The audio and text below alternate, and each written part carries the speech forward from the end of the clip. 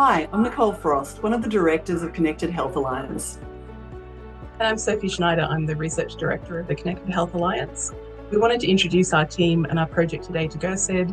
We're so grateful to be partnering with your fantastic organisation to deliver a really exciting research project, which we think will really help the EDS community.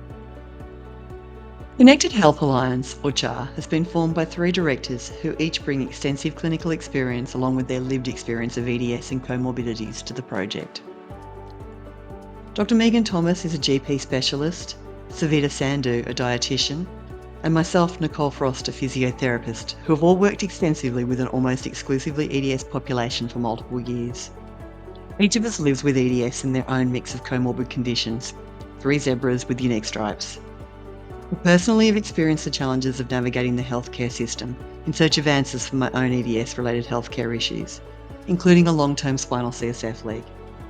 Knowing the complexities and challenges involved in this journey, even for someone with knowledge of the healthcare system, I'm all too aware of the barriers many of our patient population face in trying to optimise their health and well-being and quality of life. Megan, Savita and myself had connected through our work and collaboratively managed multiple patients, as well as participating in teaching and advocacy activities related to EDS over previous years. In 2024, we began working on plans to address the common frustrations of the EDS community on a deeper and more integrated level. The ongoing frustrations faced by patients and clinicians alike, with poor access to appropriate clinical services, disjointed and siloed treatment approaches that are inefficient, ineffective and costly for patients, and the associated high rates of clinician burnout experienced by caring clinicians trying to help clients navigating these systems. Compounding these issues is a lack of quality research able to capture the current situation of people with EDS, their needs and priorities, and to guide the most efficient ways to effectively manage their often complex healthcare needs. As a result of our shared passion to drive real change, Megan, Savita and I became the Board of Directors of CHAR in 2024 on a mission to revolutionise hypermobility healthcare through advancing patient care and transforming clinician education so that we can improve the lives of those impacted by EDS together. In 2024, we successfully achieved EDS Society designation as a core network of excellence, recognising our commitment to the principles of care, outreach, research and education for the EDS community. Over the following months and into early 2025, CHAR was formally registered with the Australian Charities and Not-for-Profits Commission as a health promotion and education charity, and also achieved deductible gift recipient status, allowing donors to make tax-deductible donations to support our mission. In February of 2025, we officially opened a new clinic space, allowing us to deliver coordinated team-based services with our growing team from a single location in the Illawarra region an hour south of Sydney, Australia. The clinic offers a calm, sensory-friendly environment that's low in potential MCAS triggers. In order to address the mission of CHAR to fundamentally revolutionise hypermobility healthcare, we are pursuing an integrated approach designed to sustainably build the capacity and skill of the EDS knowledgeable workforce in order to improve access to quality care. This involves initiatives on 3 levels, encompassing clinical services, education, and research. Firstly, a dedicated interdisciplinary clinic to model effective coordinated care. We're looking forward to growing the service base of the clinic as well as our broader clinician network, including the creation of non-traditional roles that will allow the knowledgeable EDS population to contribute to care pathways, simultaneously reducing underemployment and unemployment in the EDS population.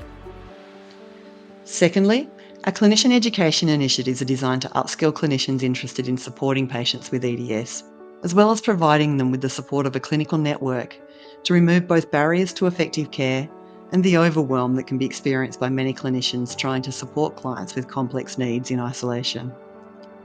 Our first session of our Clinician Roundtable program attracted 220 clinicians, with more viewing the recording after the live event. Many of these clinicians have now committed to attending our ongoing program of clinical education. As these clinicians build their clinical knowledge and skill in managing EDS-related issues, they will become part of our broader network, increasing the availability of quality care for people with EDS.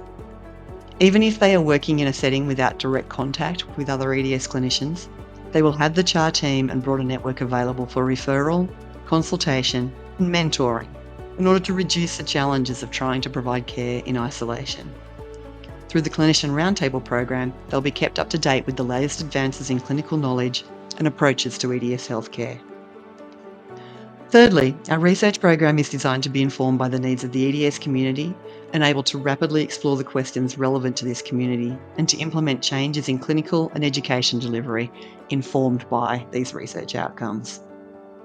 As CHAR develops these key approaches, we look forward to offering support to the broader population of knowledgeable EDS clinicians in order to facilitate their involvement in research and education, further accelerating progress in the field. We're delighted to now have an amazing clinical team who work in a collaborative, interdisciplinary way to provide comprehensive coordinated care and support to our patients. In addition to the directors, we currently have Samantha Sladen, osteopath, Jan Hunter, lymphatic specialist, and Romy O'Brien, a dietitian, working together in the clinic. Beyond the core team, we have an established network of collaborators providing specialist input in areas such as respiratory and pelvic physio, podiatry, speech therapy, exercise physiology, and a range of medical specialties. Each of the team brings a passion for supporting the EDS community on all fronts and delights in working in a collaborative, integrated setting where care is coordinated in a way to best serve the needs of each individual client. Regular interdisciplinary team conferences allow the team to review progress and any challenges facing each client and collaboratively explore options available to best support that client, whether that be through further investigations, referrals to outside healthcare specialists, or supporting them to access more social support services. The collaborative team environment of the CHAR clinic sees issues dealt with promptly and with greatly improved efficiency, resulting in not only better outcomes but better patient journeys for our clients and greatly reduced frustration for the clinicians compared to our previous experience of working in isolation. In addition, through CHAR, team members now have a platform to explore their daily clinical questions in a larger format through proposing and collaborating on research projects which will ultimately inform our clinical practice and education and advocacy efforts. We are encouraged in all of our projects by the continual growth of interest from not only the patient population, but other skilled clinicians expressing interest in working with CHAR, and look forward to adding other skill sets to the team.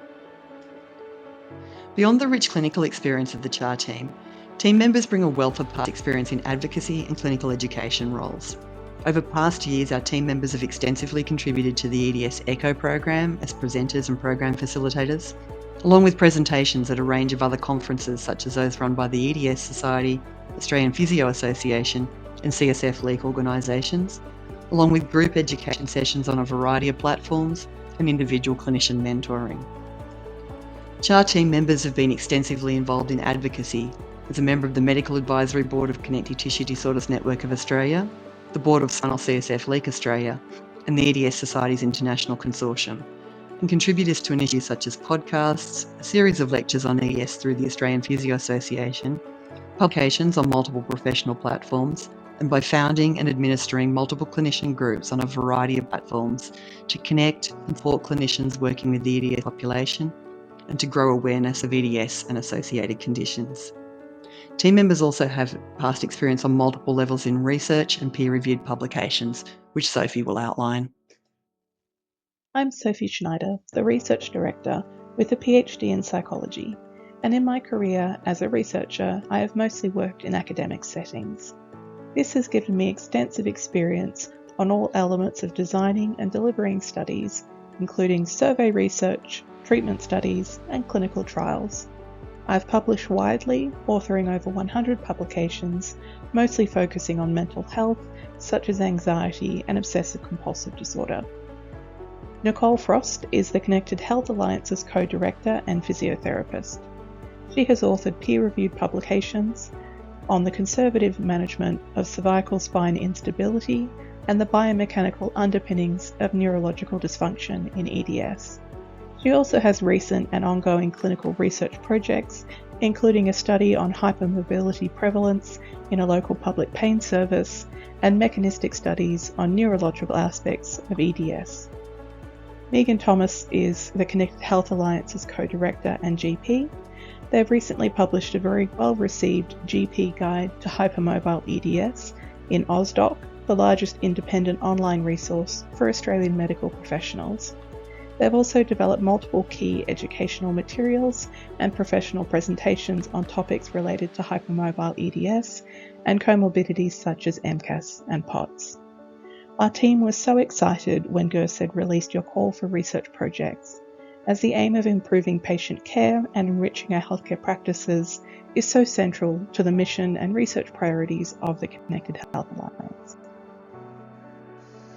Engaging in healthcare is a stressful and demoralising experience for many people with EDS-HSD.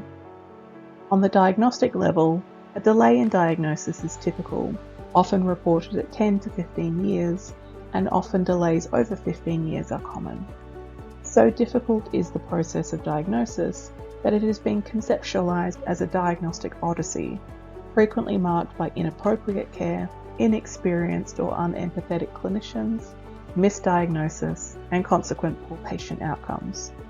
Delayed or missed diagnosis is damaging, as not only is diagnosis crucial for organising appropriate care, but it plays a key role in helping people to mentally prepare for the future, reducing emotional distress, and improving communication with clinicians.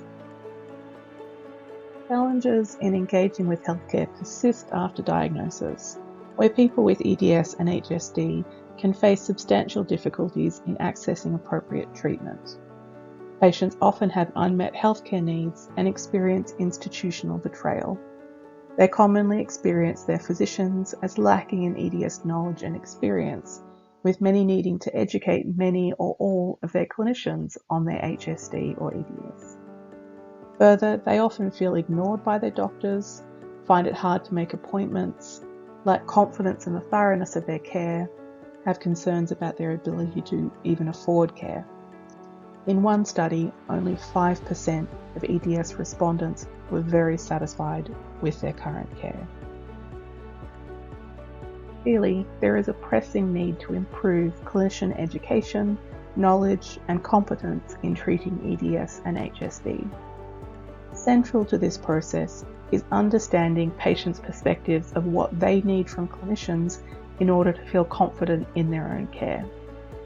Further, there is a lack of systematic, discipline-specific information to guide clinician training.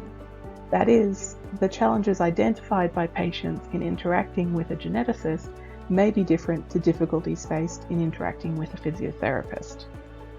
Further, there is limited information regarding HSD-specific barriers, which may suffer from even poorer clinical recognition than EDS due to their less clear diagnostic criteria and limited HSD-focused research. The aim of this study is to develop a cross-sectional online survey to better understand patients' experiences of diagnosis and treatment across multiple clinician types in order to improve clinician education in EDS and HSD care. We will develop an online questionnaire open to any Australian resident aged 18 years or older with diagnosed or suspected EDS or HSD. We will develop the questions specifically for the study that will include patient demographics such as age, sex, gender, region, socioeconomic status, employment, education, relationship status, and family composition. We will ask about the diagnostic status of the EDS, HSD, and common comorbidities, a brief symptom inventory, questions characterising the clinical course of the EDS and the diagnostic journey, and then we will ask questions specific to the clinicians that are most frequently involved in EDS or HSD diagnosis and treatment. Participants will have the chance to respond on their satisfaction with these clinicians, their perceptions of their provider knowledge or experience, what symptoms were addressed, what the clinician did well, what the clinician did poorly, and what feedback they would like to give to improve interactions with this type of clinician. And for those who have children who may have EDS or HSD, we will briefly ask them questions about their experiences in interacting with the healthcare system for their child. This study will allow us to add to the small but growing body of evidence regarding the healthcare experiences of people with EDS and HSD, with a focus on generating practical recommendations for improvement that can be given to healthcare providers. Our team is well placed to ensure the publication of our study findings in high-quality academic journals, as well as to share the findings through our professional networks, such as through trainings and conferences. We will also disseminate the study findings to the wider community through our social media and extended networks. The data will enable identification of the most significant needs of the EDS and HSD population to guide our existing and currently expanding education programs, which will allow us to optimise our programs to upskill less experienced health clinicians in the most lacking and impactful areas in EDS or HSD care. This is a key priority for the Connected Health Alliance, as research demonstrates that high-quality clinician training can improve clinician knowledge and confidence, their engagement in EDS referral networks, and to energise clinicians in the care of EDS/HSD patients. This study represents the first step in our plans to establish a larger research program at the Connected Health Alliance to enable further research and publications backed by the clinical data of our patient population and others with EDS and HSD in Australia. In this way, the rich data available to us as clinicians can be leveraged, with participant consent, to more broadly advocate for improved healthcare access and clinical education relevant to the EDS/HSD population. We see this as a critical step in supporting not only our local EDS and HSD population, but also the global population, as well as engaging with international advocacy groups such as GERSED in their efforts to address the significant unmet needs of those living with EDS and HSD. We can't wait to get started and look forward to learning more about how we can best support the healthcare journeys of those with EDS and HSD, both in Australia and internationally. So now that you understand who we are as an organisation and what we'll be achieving with the research project, we just want to thank you again for this opportunity. We think that it's such a wonderful fit for us to work with GERSED to meet our shared aims of helping the EDS community through research and our clinical activities. Thank you, GERSED.